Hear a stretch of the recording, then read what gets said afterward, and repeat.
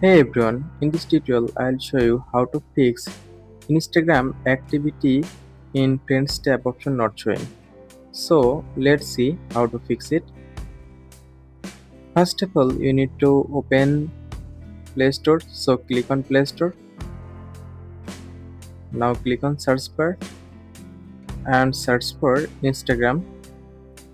Here update your Instagram if it available on Play Store. Now go back to home screen. Open Instagram. Now click on profile icon. Click on three line icon. Now scroll down and find help option and click on it. Click on report a problem. Now turn off this option. Now click on report problem. Now click on include and continue. Here describe your problem.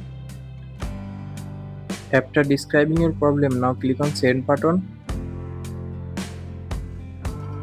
After this process, I hope your problem solved successfully. So thanks for watching. Don't forget to like, comment and subscribe.